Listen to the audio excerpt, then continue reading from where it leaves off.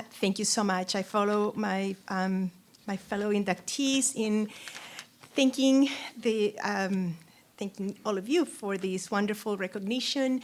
I am also deeply honored and humbled to be here with you. And I also want to thank Martha, because as a graduate student, I took a class from her at 8 o'clock in the morning in demography, and she was as passionate at that hour of the day as she is all the time, and inspired many of us to love demography. So thank you, Martha, for that. So in response to the prompt that we were given, the issues that the next generation of scholars will confront need the rethinking and recalibrating of our questions and approaches, as the challenges are formidable.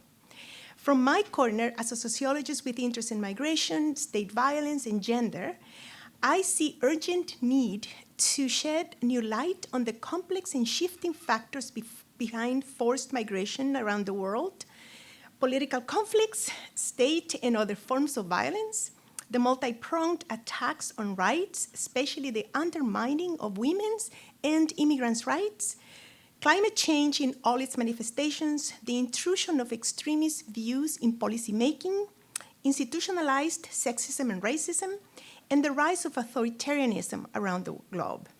None of these issues is scaling down. They are interconnected and being amplified at the domestic, national, and global levels.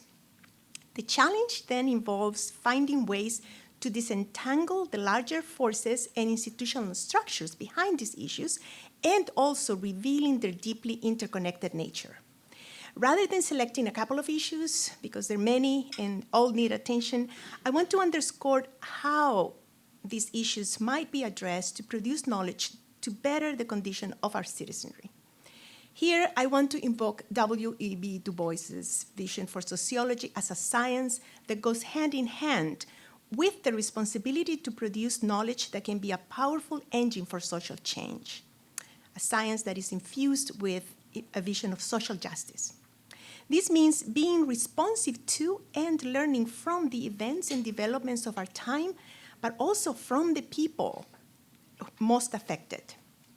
For him, the promise of sociology could only be realized through the systematic application of research methods and rigor.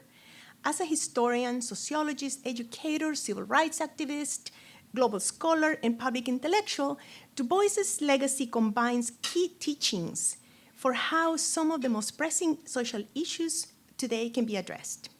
First, the production of the highest quality social scientific research should be conducted in light of what is ethically right.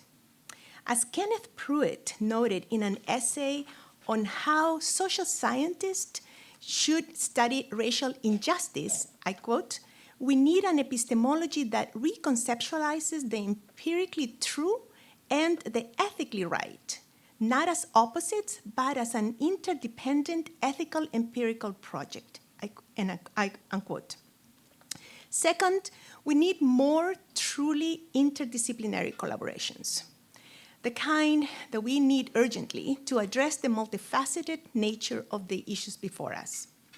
Even a naturally interdisciplinary field like migration studies needs to expand to think of more truly interdisciplinary research. For instance, climate scientists produce the data we need to better understand the links between climate change and forced migration, and the humanities can keep us true to our ethical empirical projects.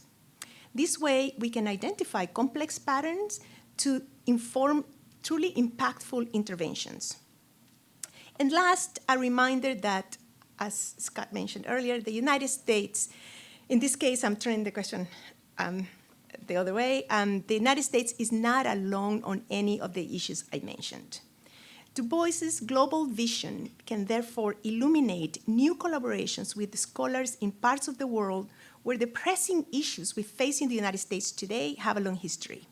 For instance, the Global South receives the largest and most diverse flows of forced migrants with some of the most welcoming asylum projects in the world, policies in the world, I'm sorry.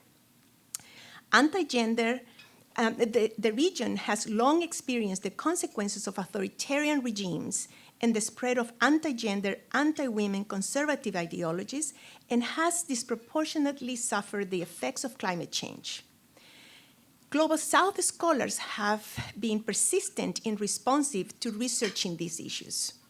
These collaborations would be fruitful for us and for them, as identifying common ground but also contextual specificities would strengthen our frameworks and provide solid ground for interventions.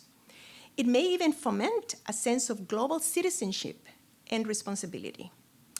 So a global vision in our work, much like W.E.B. Du Bois's project on racism and the global condition of peoples of African descent, would light a path for the next generation to produce social scientific knowledge that is rigorous, relevant, impactful, ethical, and with a good dose of social justice. Thank you.